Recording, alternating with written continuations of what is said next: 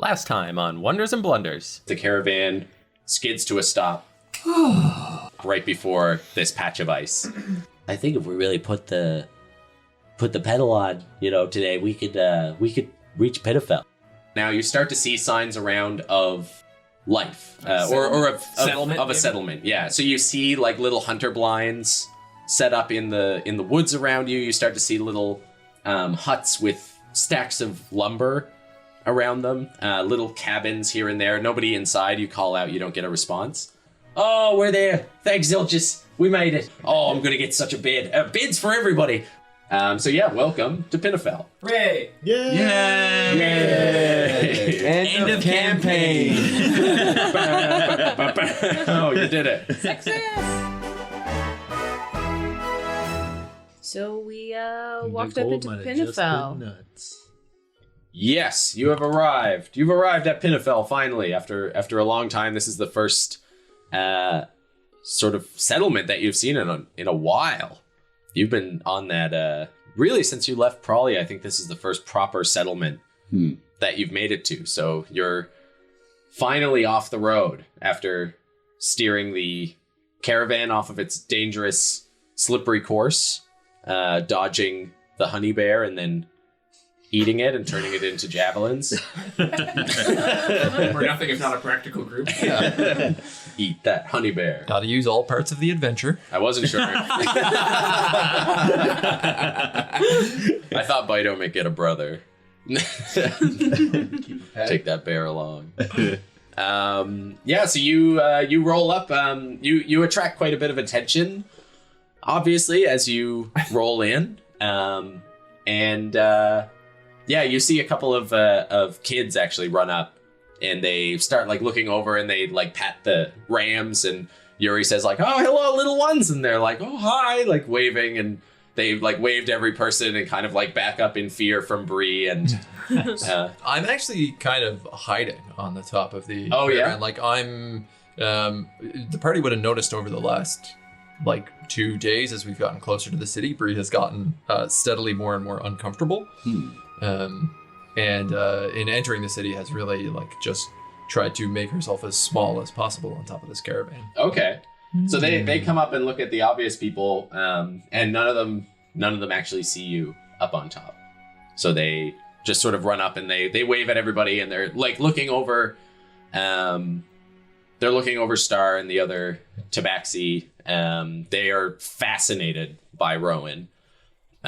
Just like walking up and just sort of like staring up at you with just these big eyes. Tabaxi aren't so rare in There's these. like mountain tabaxi, right? Yeah, there are mountain Tabaxi. So you look strange to them just in the sense that you're a different type of Tabaxi, because they look more like lynxes. They're a lot shorter and stouter, and fuzzier. Cute. Thanks.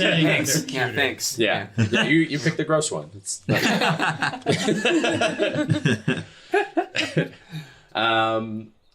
yeah. So Yuri says, well, I'm gonna bring these two over to the stables there and get them all set up. If you want to go get some rooms, just tell them to open a tab. Obviously, it's on me. So Excellent. go get us something nice. I think we got here in the off season. Do you think they'll have chocolate? Oh, What? I'd say they've got all sorts of things. What's chocolate? Oh, Kara. Oh, you have so much to look forward to.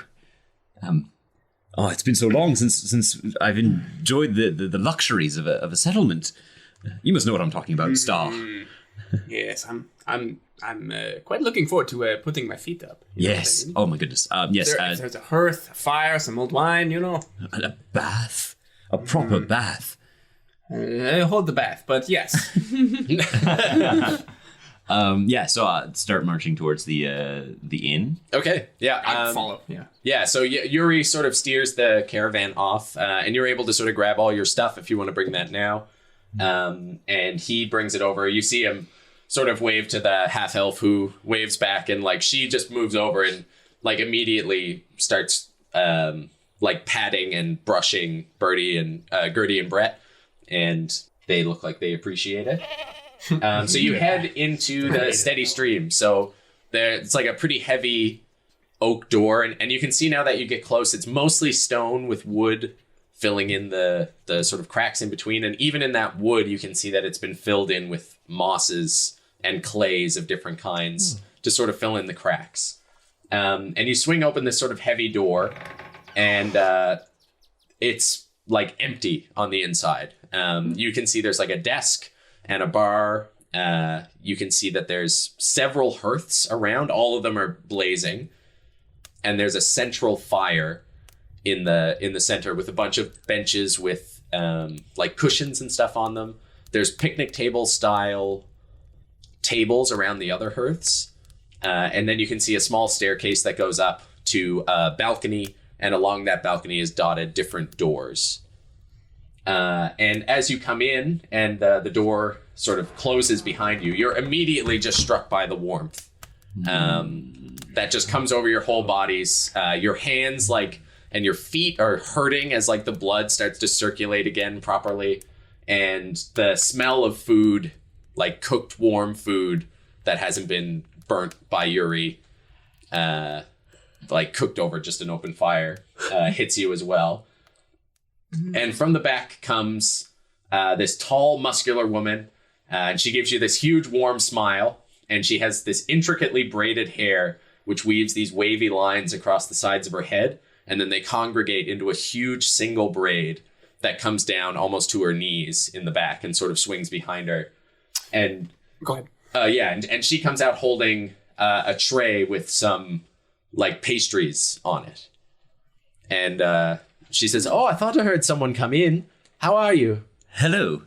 It's a pleasure to have finally arrived. We'll be looking for rooms. Really? Well, that's quite a surprise, I have to say. It's not often we see anyone here at this time of year. Yes, well, that should hopefully make it easier. We're looking for 10 beds. 10 beds? Well, my lucky day. Bree just looks at you, Valen, and like shakes her head. 9 beds. Well, where will you be staying? Outside. Oh, well... In the cold? It is more comfortable. Oh, now, Bree, that surely can't be true. I do not know this place. I do not trust it. But you trust us, don't you? Yes, I have little choice in matter. Well, why don't you stay with one of us then? In somewhere in the warm, so you're not out in that cold. Now, I know that cold bothers you. I do miss warm. And Bridget sort of comes up, or you can assume that this is Bridget.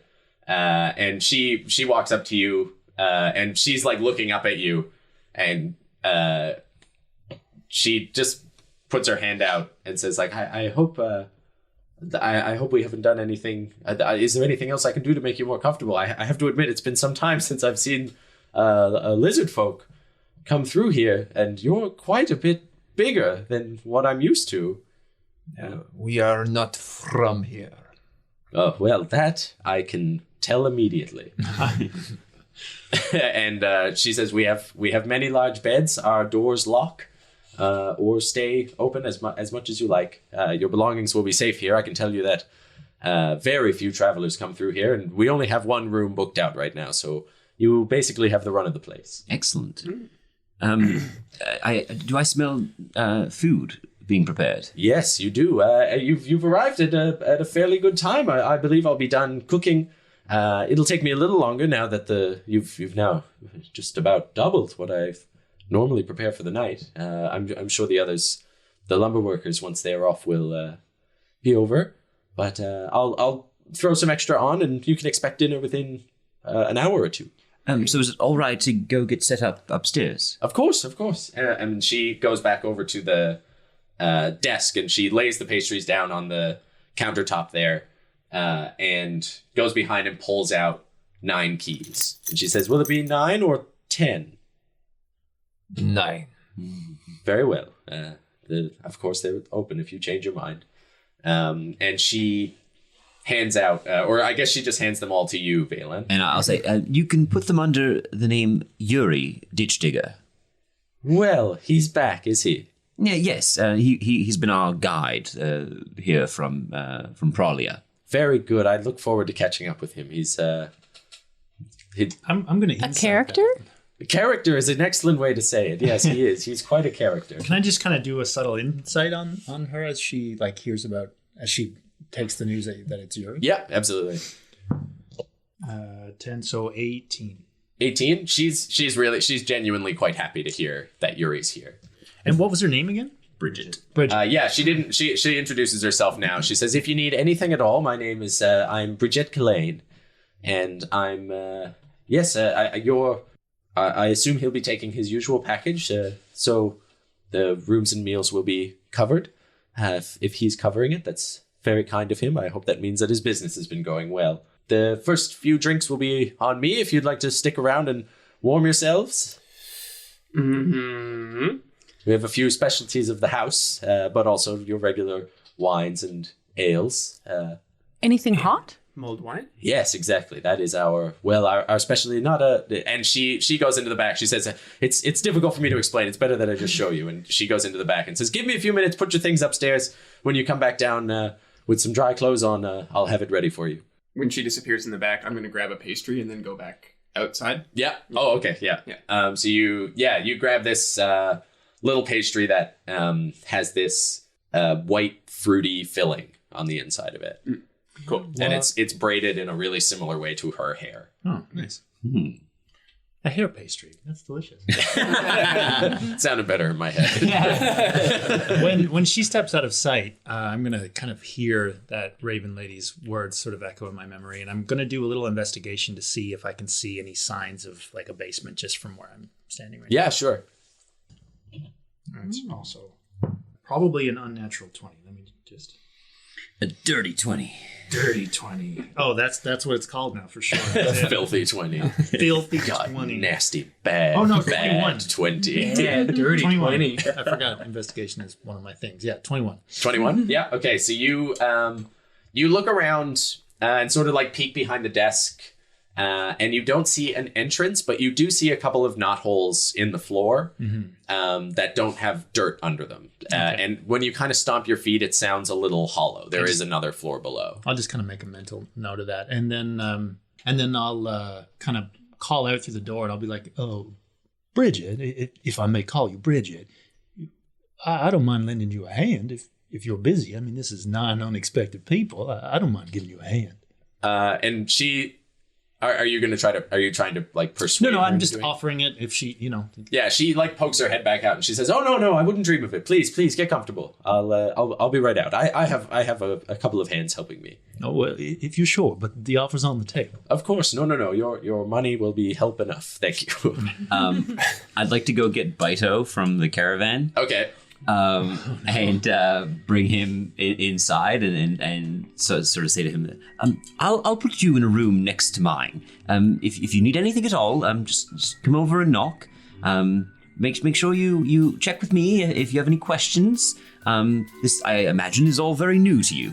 Yeah, so you go out to get him, and you just sort of like scoop up the bundle of furs, I think. Yeah. Because he's still fast asleep. Oh, my heart. And yeah, I say that maybe like as I'm laying him down in the bed, or yeah, okay, yeah. So you lay him down in his little room, and he's like kind of squirrely, just sitting in the middle, and he like looks around the room and like opens up this little closet and looks inside and goes like, and like turns around and looks under the bed and he's like, and looks out the window to see like how far the drop is, and he's like, "Oh, okay, boss, I wait." You seem uncomfortable. Look, I don't know what to do. You say, I just wait? Make yourself comfortable. Okay. Oh, no. It's cute, but he's also a filthy, murderous kobold. So Yuri's been like getting the caravan like kind of squared away and everything? Yeah, he's getting it squared away at the stables. So Benjamin's just kind of like been tailing him? Oh, okay. And Star, you went back outside. I went back outside and I'm going to track down Light, Sky, and Dust. Oh, yeah. So they would have actually come in with you guys. Oh, okay. Yeah. Well, then, okay. Well, then when I grabbed the pastry, I wouldn't have gone back outside. I would have just been like, I would have turned around to Dust in particular and been like, if you help bring everybody, bring all the stuff in from the carriages. And then I'll hold the pastry up. He goes, "Oh, sure, yeah, okay." Then you see him kind of like he's like smelling it and trying to see if it's worth it. And he just says like, "Oh, okay." And Light and Sky go with him to help. You can see that they've brought in like some bundles of stuff already. So do you have rooms for them, or will all of you be in like a bigger room? You got a different room for everybody, didn't you? I asked for 9 beds, and she gave me 9 keys. She gave you 9 keys. Yeah. And so that's 10 is everyone, including Yuri. Yeah. Okay. So then they get their own. They get their own room. And so then I'll you would have actually only gotten 8 then, because Sky would have wanted to stay with Dust. Fair enough. Yeah. And I'll go out and help them unload and bring the stuff in. Yeah. Okay. Cool. I did count wrong. It would be 11. It would have been 11 with Fido. So now it's 11. So now it's 9. Yeah. Because no Bree, no Dust. Okay. Oh yeah, sure. Yeah. And Totally did that on it's his own purpose. room. That's very funny. Yuri's going to be pissed. Yeah. Bailey doesn't think twice of it. He's a member of the company now. So, What's the deposit on these rooms? I have a security deposit. They're not yeah, I mean, he's gonna tear apart that mattress and get inside, make a nest in the closet, Yeah, right? yeah. Like, I mean, if he doesn't murder a cook. sleep inside that cook. Like a tauntaun. Somehow it was funny until that? Yeah, No, I'm scared. It's fine if Luke Skywalker Does it. it? I Yeah. get it. Okay. I mean, cooks do smell bad on the outside. It's hot in there. Sweat. Benji just be kind of like following behind Yuri and just pestering him. Just like, how long? How long do you think we're gonna be here? Well, we're going to take a look around. We're going to find out as much information as we can, and then we'll be out of here as soon as we can. You've been here a lot? I've been here before, a couple times. Do you think is it a good place? Oh yeah, everyone here's great. There's a lot of other kids. There's a couple other kids. Yeah, you go have fun. Go play with them. Tag or something. Tell them all your stories. You think they'll be okay? I don't see why not. Do you not want to? My mother said to not get very close to other kids. Yeah, well, I mean, don't get married or anything. You got your eye on one, and he starts kind of nudging you. No. Well, good. Yeah, okay. Then you're fine. Yeah, go have fun. I mean, like, you know what you can and can't tell them. Right. But, outside of that, your mom's not here. So, Right. Well, she must have told me that for a reason. I'm sure she did, but I don't know what it is. And if you don't know what it is, then it couldn't have been that important. Otherwise, she would have told you. Mm-hmm. I think I saw them starting to play tag. Yeah, go for it. Oh, okay. So what do you want me to introduce you? No. All right. Well, yeah, go have fun. When I'll call you in when the street lights go out. Which is dawn? Yeah. Stay inside of the city. Don't let them drag you off into the woods or anything like that. And stay in the town limits. But Okay. we'll be right in the stream there. I know I'm gonna go just soak in the bath for probably the rest of my life, but get something to eat. Okay. Okay. I won't go far. We'll get you some new pants while we're here too. How about that? I would really like that. Very good. All right. Well, let me get this sorted away then, and go bother someone else. Do you want me to help you first before No, that's absolutely unnecessary. okay. I've got this. Don't worry about it. All right. Oh, Get out of here. Run. okay. Run. And and Benji kind of like half scampers away. And you can see with him in here getting everything sorted away is this half elf, and she was the one who you saw sort of doing a horse's horseshoes when you came in. And she's got these like high leather riding boots. And she has this dark purple cloak around this leather armor that she wears under it that looks like it's insulated with furs. There's all sorts of white fur sticking out in all of the creases.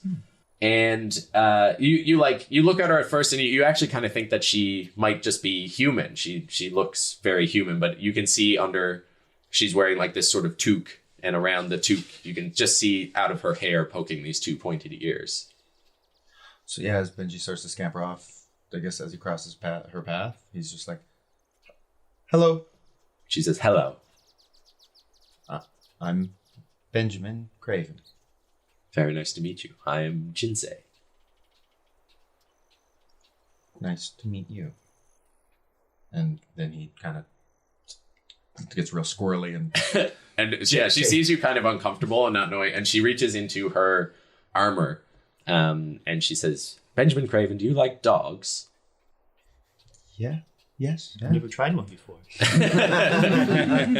And she pulls out sort of this dried, it looks like some sort of dried meat, and gives it to you. And she says, go out and you give that to one of them. You have a friend for life.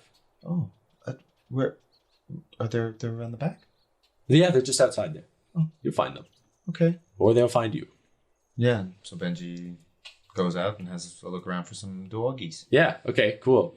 What is everyone else up to? I think when Valen, you tucked Bido into a bed upstairs. Yeah. I think when you come back with him, I go up to that room as well. And I'm just kind of sitting up in Bido's room with the door closed, just like looking out the window at assuming there's a window. Yeah, there is a window. Assuming these are up to code in rooms. There's fire exits. There's a plan on every door. And I'm just like watching the town go by. I remember hearing Bridget say that there was going to be a bunch of lumberjacks back later. Yeah. And I'm just trying to keep an eye and watch the makeup of the city. Yeah, so while you're looking out the window, you can still hear this sort of flute wafting over all the other sounds of the city and, the little town. And mostly what you hear is sawing and hammering. And when you're looking out this window, you can see the sawmill. And that's where the majority of the activity is. And it seems like everyone who's moving around in this town is working at the mill. Besides the children, you don't really see anyone just wandering around the streets while you're looking out this window. Are there many hunters? You don't see any right now. Okay. Yeah. And while you're looking out the window, you hear just like and behind you can see Bido just tearing apart all the sheets. And he tears down the curtains next to you, and he just starts shredding those up. And you can see him he'll just shred some stuff and then bring a big handful of shredded, like mattress sheet, everything that he all the extra pillowcases, and he shreds all those up and brings them into the closet and starts lining the walls and the floor with all of this shredded material. Good. And then the door closes once he's sort of shredded everything, and then you start hearing just like a on the door.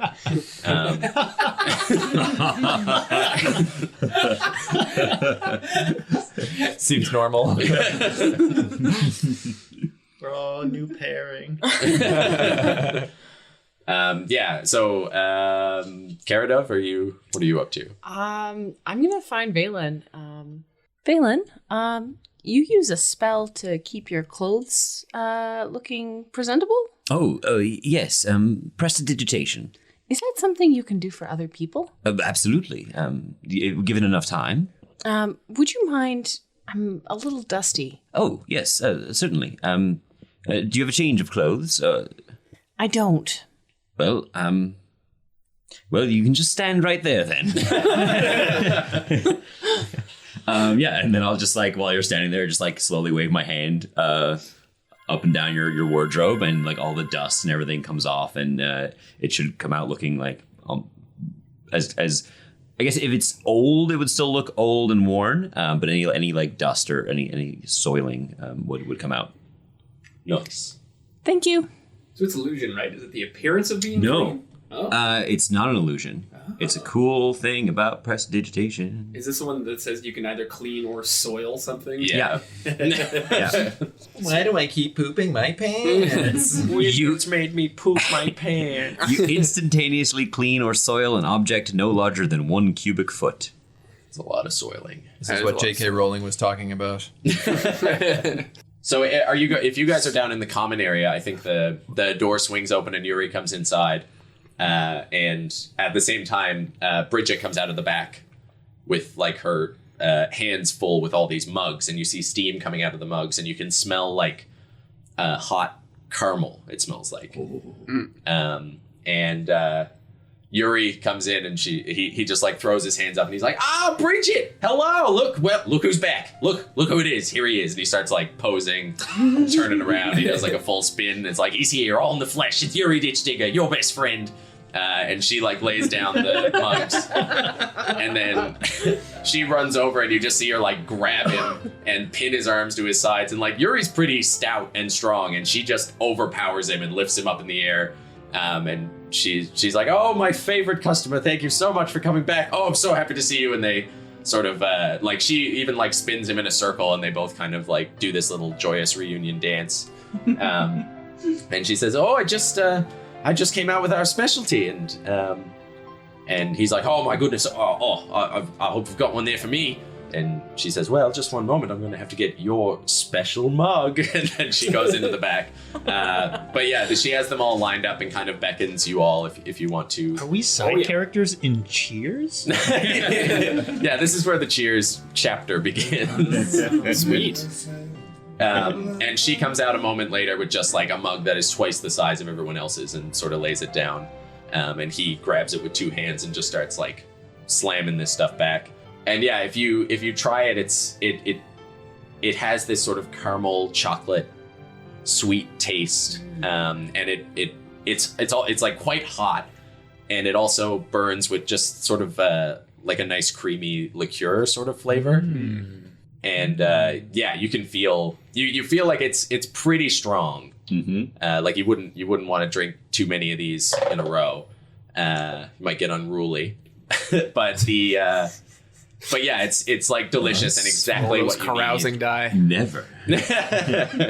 I'm gonna take mine, and then like at first I'm gonna like chat with people, and then Star's eyes just keep wandering over and looking at the fire, and like looking at the fire, and then he drifts over and just like finds a comfy place to sit, and then just kind of like starts to doze. Yeah, so they've got like really nice fur rugs piled on the ground of like all different kinds of animals, and they've been stacked up on top of each other, and those are on the ground around the fire.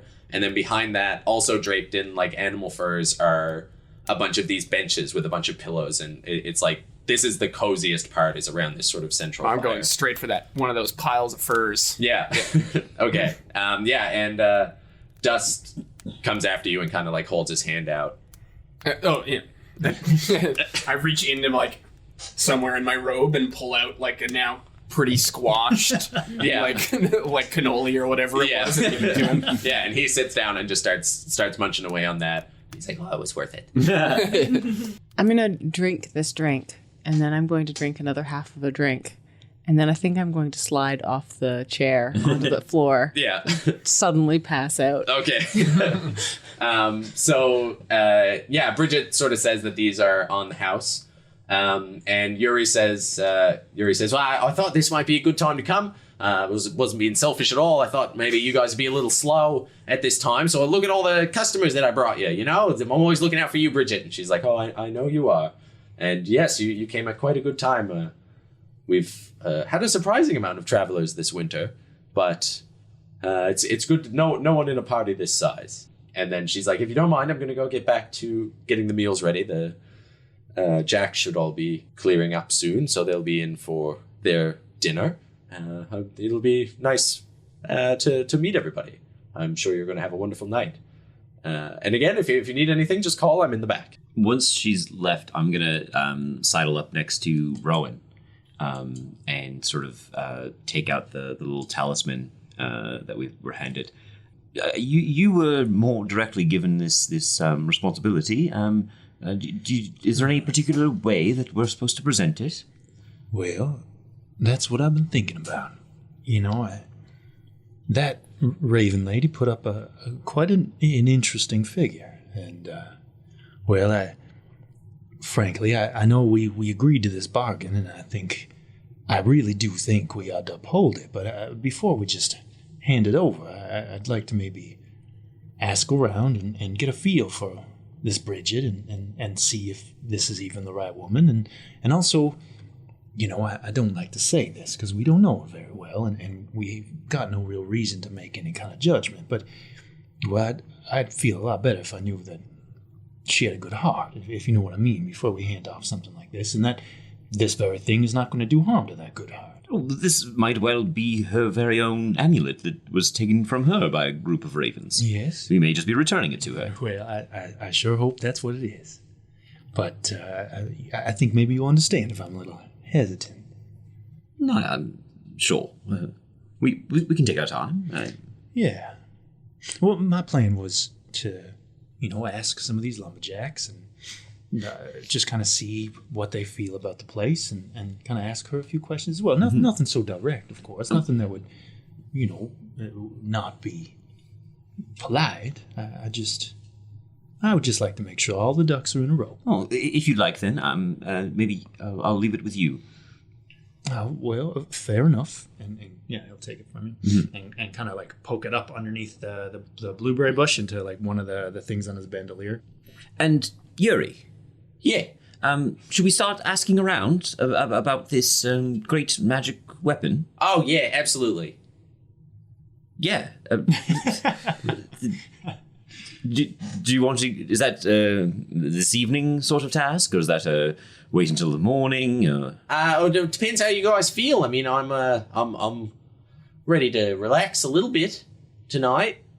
Maybe we stay the night and ask around in the morning, or you know, I know I've got a date with a hot bath. Yes. To get the feeling back in my toes, if you know what I mean. Oh, that's an excellent idea. Yes, I could easily be persuaded to put my feet up for the evening. Yeah, we'll. I say we at least enjoy this dinner. Maybe some conversations happen over dinner, a few drinks. We see what the deal is around here, and we can kind of just spread out. And if you hear anything, come back and let me know. Yeah, I'd say things are going to be great. Excellent. Speaking of 24 which, hours, everything's on fire. and he says, like, speaking of which, I'm gonna go get on that right now. I gotta get out of these traveling clothes. And he, sort of heads upstairs. Upstairs in your room, Bree, if you haven't left. No, I've in fact barricaded the door with the bed frame. Okay. So while you're picking up this bed, which everything on it has been shredded, and you slam it up against the door, just as Bido's claws and face burrow through the bottom of the door that he's been digging through, the closet door. And so, like, wood chips kind of spread out all over the ground. And he starts taking all the shredded fabric that he took and putting it in his mouth and like chewing it up and salivating it and then pasting it over the door to create this sort of like weird little, like an orifice almost entrance into his burrow. He kind of, once he finishes that, he pokes his head out and is just like looking at you. And he says, I took on materials. You need burrow? No. I dig. I will keep an eye. Good. Yes, look out. I sleep. Yes. Yeah, he's already asleep. And looking out the window now, you can hear sort of motion around inside the tavern downstairs as everybody's sort of talking and having their first drinks. And you, outside, you see the Goliath sort of like gesturing wildly, and you can sort of hear the booming bass of his voice. And you see all of the lumber workers start to put away their things and start to head back down towards the inn.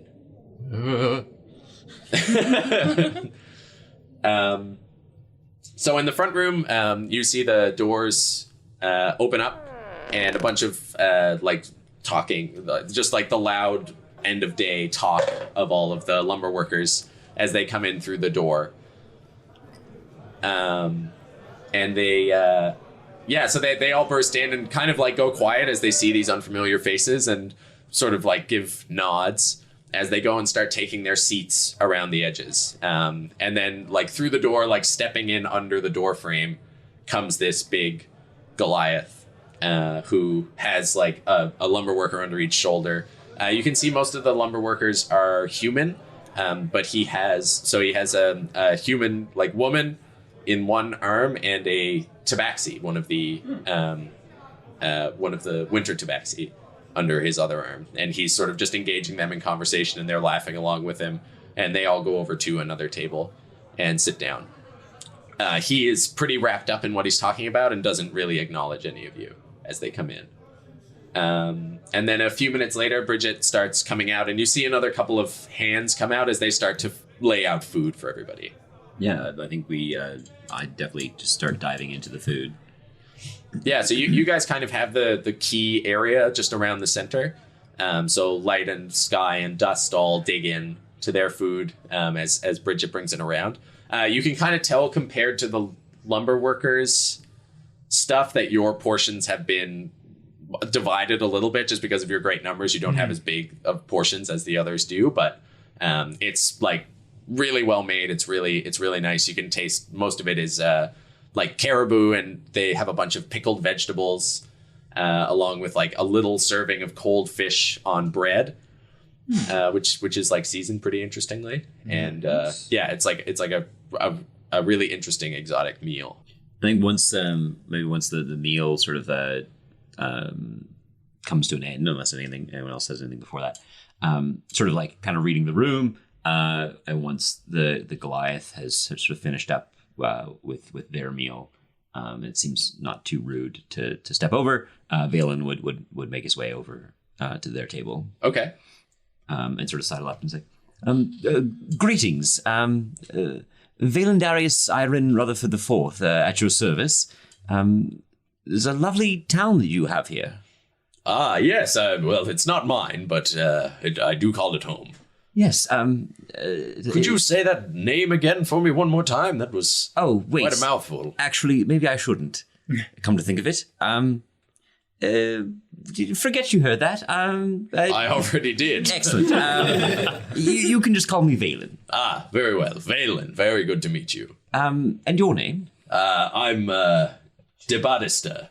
Debatista. Debatista Yon. You can call me Deba. Deba, very nice to meet you. And you seem somewhat influential here. I wouldn't say that. I'm maybe the loudest. Oh, one can often be confused for the other. We're travelers through the town, and we're looking for a few things. In fact, and I was hoping you might be able to help us. Well, I have to say my expertise is fairly narrow. But if you need a good tree to chop down, I can point you in that direction. Not exactly what I'm looking for, but I honestly didn't figure. Very good. Yes. I was wondering, any chance you've seen a tiefling woman pass through? Tiefling. Passing through here? No. Who passed through here recently? We got the fella upstairs. I think he's still around. And there was that strange woman who came through a little while ago. Didn't get to know her very well. But, those were our only two visitors this year, unless you're talking longer. Yeah, not all that long. Maybe, yes, this year it would have been. Yeah, no, sorry. Can't help you. No, very well. You don't happen to know, it's not my business, but you don't happen to know what the other travelers are doing passing through town? Well, the one upstairs seems to just come here to drink and talk. Never shuts up. The other one, she was an odd one. She came through, asked a lot of questions, kind of like you, and just disappeared one night. Interesting. Very, very good.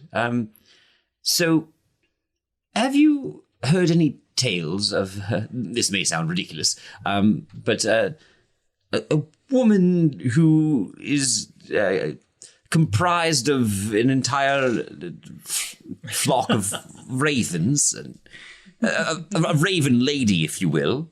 A raven lady. Well, Out in the woods, in the midst of a frozen lake. yeah, I've heard a fairy tale or two about that. A bunch of ravens asking travelers for a trade, but yeah. Well, would you see her? What have you heard about her? Well, just that she's got things which she pilfers from some and trades to others. There's two sides of that coin you can end up on, obviously, and some of those stories are quite good, and some of them are less good. I'd be curious to hear one of the less good ones. Well, I'll tell you, there was a caravan that came through quite a little while ago. God, it must have been 3 seasons ago now. And when they came through, they said that they came upon a big flock of ravens, which descended upon them all of a sudden, and all of them spoke in one voice and asked for an offering. And well, they refused. And I guess they had something that the ravens wanted because they got swarmed, and well, just about all of our supplies that we were waiting on, our new bunch of new axes, some of new wagon pieces, a bunch of things that had been crafted up at Mox the Rain that we were supposed to get, never made it.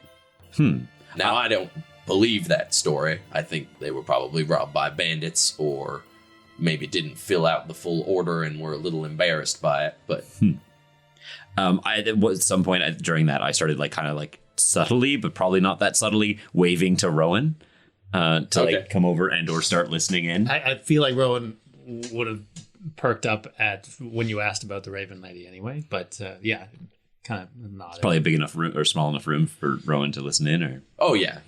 So I'll nod at you when you turn and look, Yeah. and I'll just kind of pay attention to what they're saying. Yeah, he is loud too. Yeah. Yeah.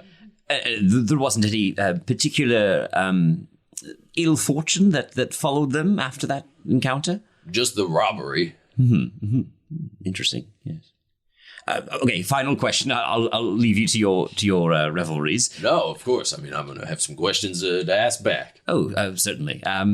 Any tales about mystical items or sort of arcane wisdom, arcane knowledge in the area? We're looking for stories about artifacts of the War of the Weave.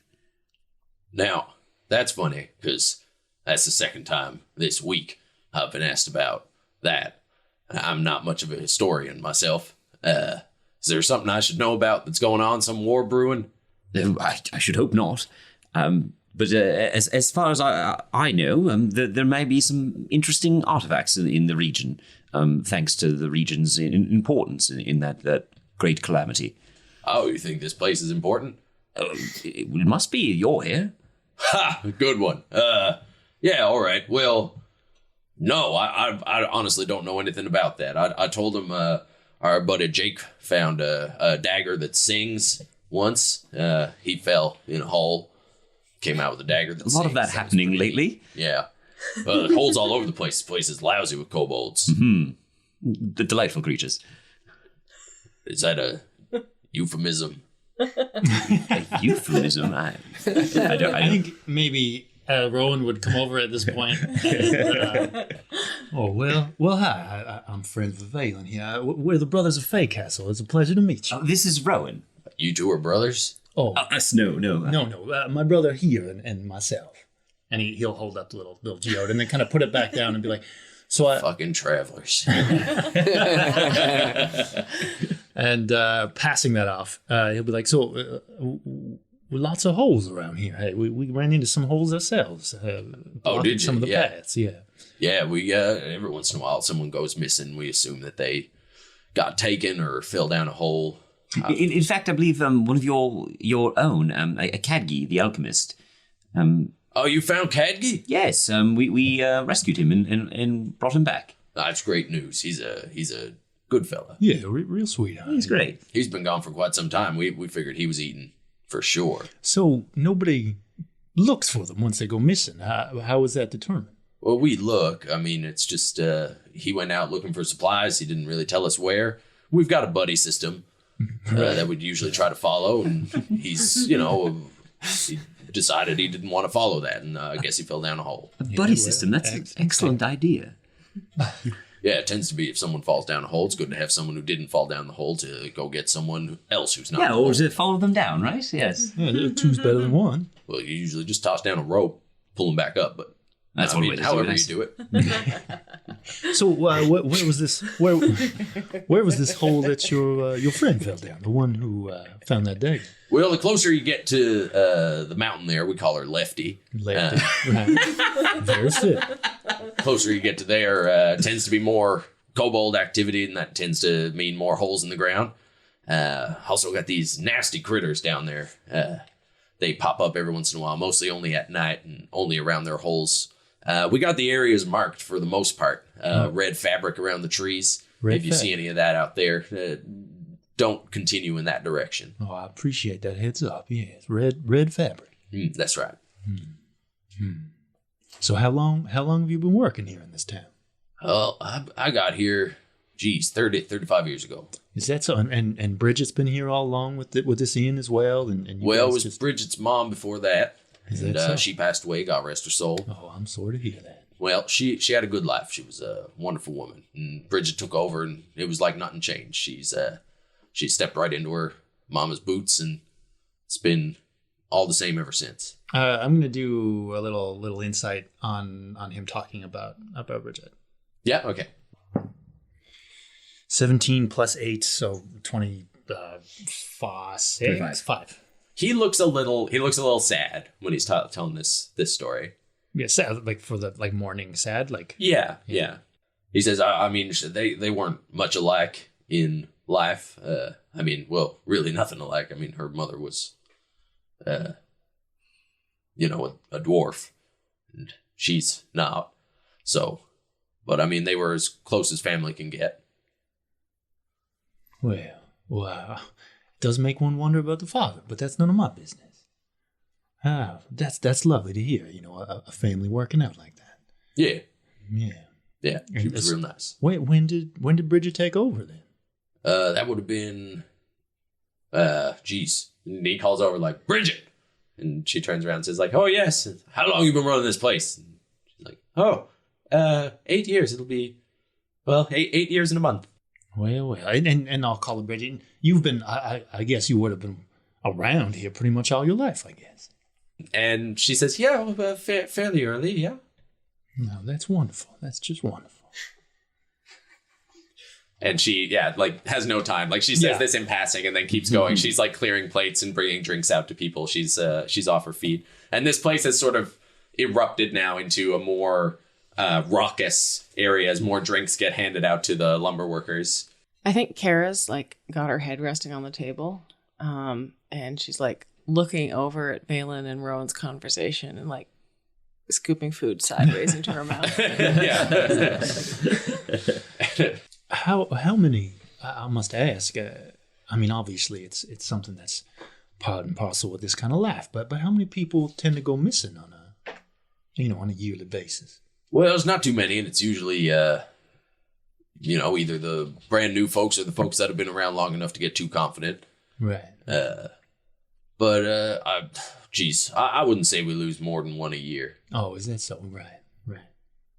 Kagi was a real shame. He's a big help, and his, what do I call him? Apprentice, I suppose, is less helpful. We were a little stressed that we might have to deal with him instead of his master. Oh, well, I don't believe Kagi mentioned an apprentice of any sort. So that's, it's good that at least somebody could have managed the business, but it's obviously much better that we got Kagi back. Yeah, much better. Yeah.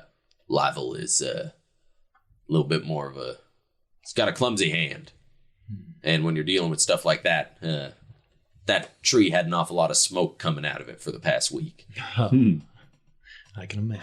Well, I believe we may have taken up enough of your time. Well, of course. My apologies. You enjoy your night now. Well, had a hard you as day's well. work.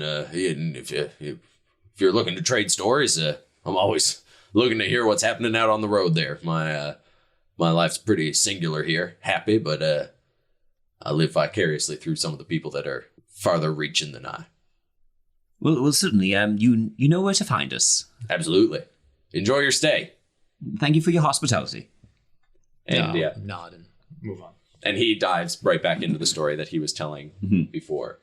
So, and Ben, you've been out fraternizing with these childrens. Yeah. I was gonna feed some dogs. Yeah, so you go out. You immediately you have a dog following you at all times now. After you sort of hand out this little piece of dried meat, it like gobbles it up and keeps it's just on your heels constantly, nosing at your hand. What's it look like? It is almost as tall as you. Big boy. Yeah, his head comes up to about your shoulder, Okay. and he looks like a husky, but way fluffier. Okay. Just this big ball of fur. And anytime you move into a building, the dog doesn't go in. It sort of stays outside and just sits and waits. And then when you come back out, and as you sort of look around, you see that there's a couple of there's an older cottage that looks like it must have burned down or just fell into disrepair. And you kind of poke through that area because you saw the kids running around there. And when you enter, the dog sits and stays outside. And then when you come out, it starts following you again. And you sort of, just your hearing and your vision sort of pricks up as you're looking for these kids. And around the corner of this sort of broken cottage, you see them all sort of standing and talking. And two of them have sticks, and they're sort of smacking at each other with them, having a play sword fight. All right, I'll Benjamin kind of approaches shyly and hi. And they stop fighting and then turn around and look. And this you can see that the two that are fighting in the middle are these two younger girls who have these leather sort of overalls on. And you can see that they're sort of kind of similar to the elf. They have this white fur sticking out from under these leather overalls, but it looks more like this was just stuffed in, it's not sewn together. And they've been fighting with these two sticks while another three kids watch. And they turn around and they say, "Oh, hi. You're new?" I came in on the caravan of wonders. You're with Yuri? Yeah, it's my uncle Yuri. Your uncle? We're not by blood, but he's taking care of me. Oh wow. Okay. Yeah. Cool. What are you guys doing? hitting each other with sticks? You want to join? Yeah. Cool. And one of them tosses you a stick and then just starts whacking you. I defend myself. Roll attack. So they they just start out the window, devour a child. They just start Javelins out of its bones.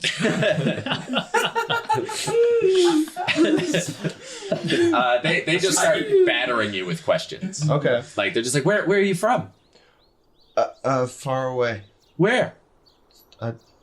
The other side of the world. Wow. What's it like? Is it cold? Sometimes. Is it hot though? Sometimes. Whoa. Both? Yeah. Depends. Cool. Winter and summer. Does it not get hot here? Not very. I've heard of places in the desert that get really hot, and it doesn't get like that here. No, it doesn't get as hot as we went through the desert. It was really hot. What's your name? Benjamin. Benjamin? What's your name? Megan. Hi, Megan. Hey, What's your name? Megan. To the other kid. Yeah. Oh, you both know. Oh, that's a.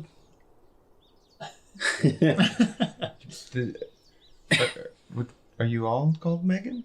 No, just us two. Oh, that's right on. Very good. What do you guys do here? Mostly hit each other with sticks. We go look around in the woods, play tag. We've been trying to stay the night. And they kind of the other Megan nudges Megan. And she's like, yeah, that's about it. Trying to stay the night in Where? In our houses where we're supposed to be. Oh, okay. not like in the woods or. No, that'd be dangerous. Is it Have really? you spent the night in the woods before? Yeah. And they kind of like look at each other, and they're like, "Have you ever seen a ghost?" Not really. What do you mean? It's not nothing. Cool. I saw. Us neither. I saw little lizard guys. They're like little lizard guys in these tunnels. Were they see through?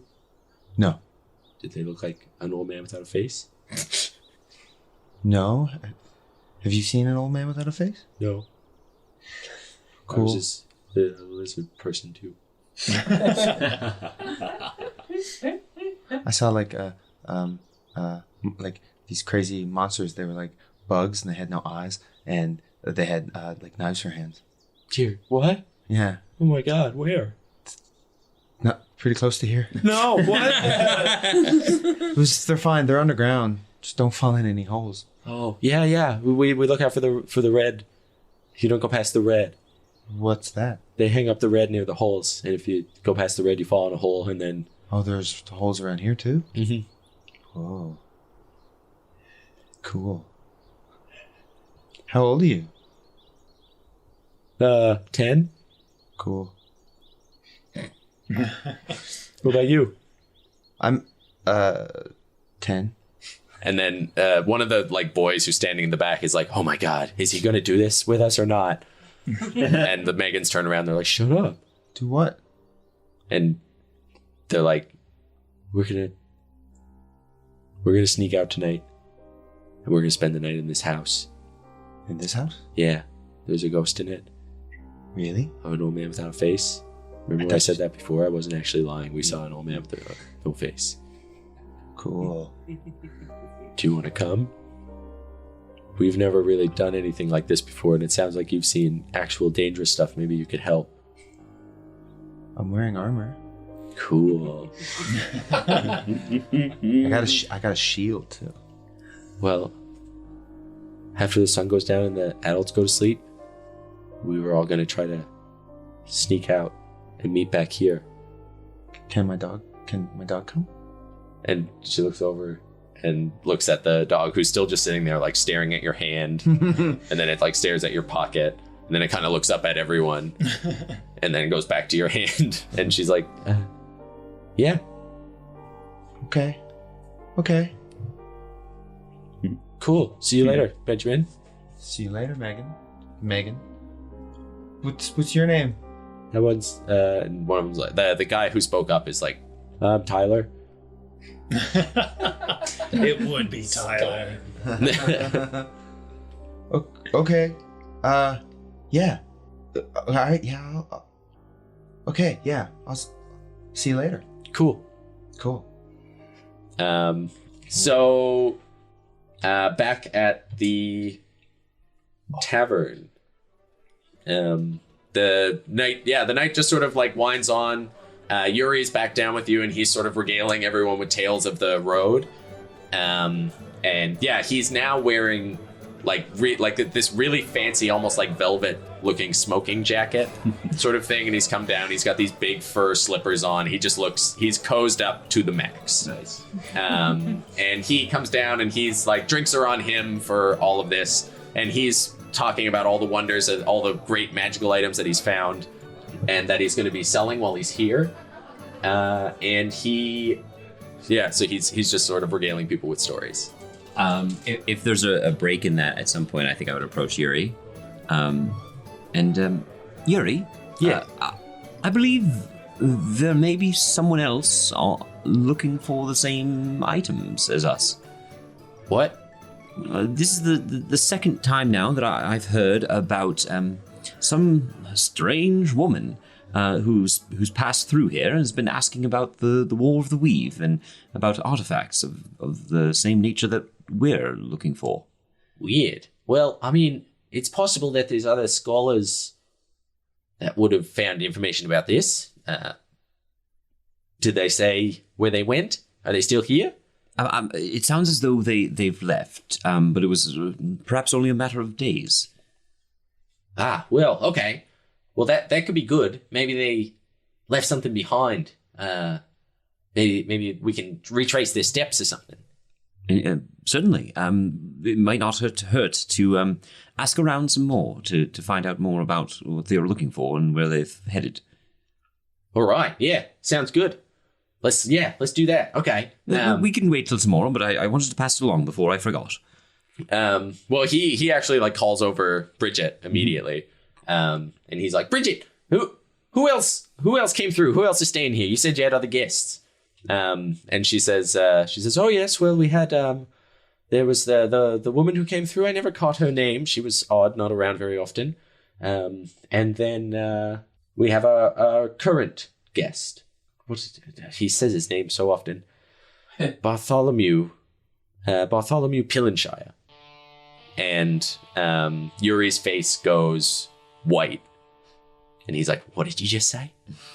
She's like, well, his name is Bartholomew. I believe he's upstairs now. He should be coming down any moment now. He usually likes to take part in the evening's festivities. And he's just like, it can't be.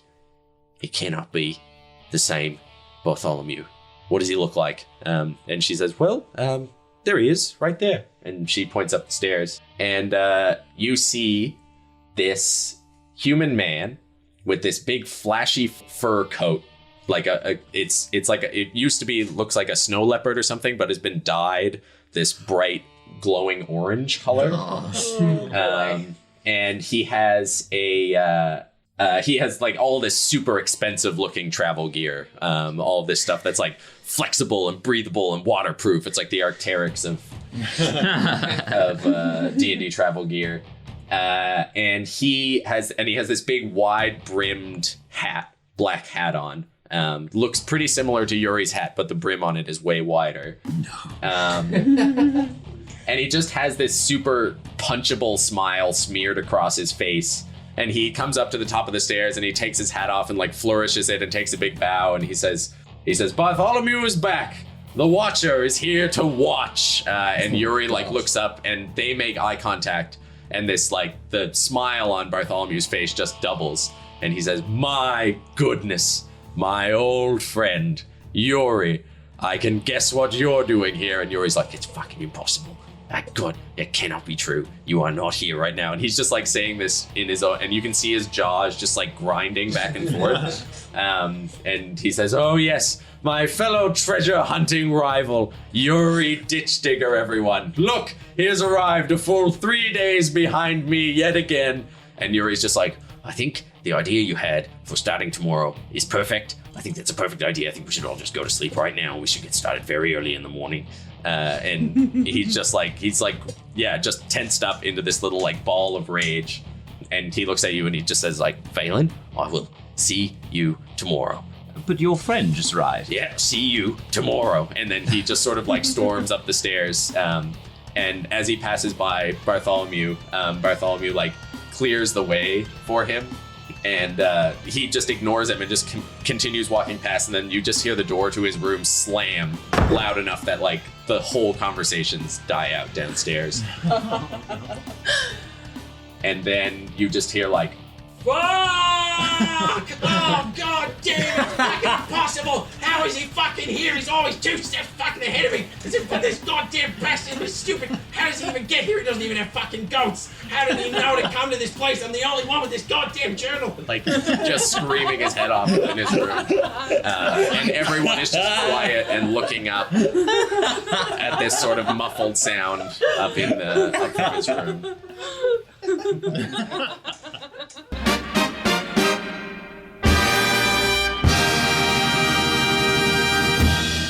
Hello, it's me, your DM, Mike Farty. I've been up all night patching holes in my ceiling. I found a big one behind the fridge, but I sealed them all up, so no weird stuff today. Just a regular old thank you from your buddy, Mike. That's me. I'm very tired. Thank you for listening to episode 10 of Wonders and Blunders and for following us on this crazy journey. And also thank you to everybody who's been talking to us on social media and sharing the show with your friends. We're creeping up towards 1,000 subscribers right now, and if you keep up what you've been doing, I think we're gonna get there. So check out our social media at Wonder and Blunder, check out our website, wonderandblunder.com, and leave a rating on whatever podcast device that you're using. I think whatever you've been doing, just keep doing that. It's great. If all you've been doing is listening, then just keep doing that too. That's fine. You don't have to do any of these things. I'm not your mom. Yet. Oh, forget. No, that's weird. Forget I said that. We've got lots of exciting things coming up on the horizon. One of those is a Patreon. So we're getting that ready to go now. Hopefully we'll have that for you pretty soon with all sorts of extras, like you'll get character sheets, bonus recordings. We record all of the games that we play, even outside of the Wonders and Blunders campaign. So we have a campaign that's been running for 3 years. Everybody's level 12, and I have no idea what to do with them. They're just too powerful. We have an insane, ridiculous Goblins campaign. And Evan, who plays Valen, DM's Waterdeep Dragon Heist, where we all play dwarves and don't finish any story beats. So we won't even really spoil it for you if you haven't played it. There will be light spoilers. Also, Kate, who plays Kara, has been doing all sorts of amazing art for the campaign and has a sort of little journal for Kara Dove. And that'll be one of the things that you can get through the Patreon. There's going to be all sorts of stuff. It's going to be super fun, and we'll update you more as it becomes relevant. But all that to say, thank you. We love you all very much, and we'll see you next week. Goodbye!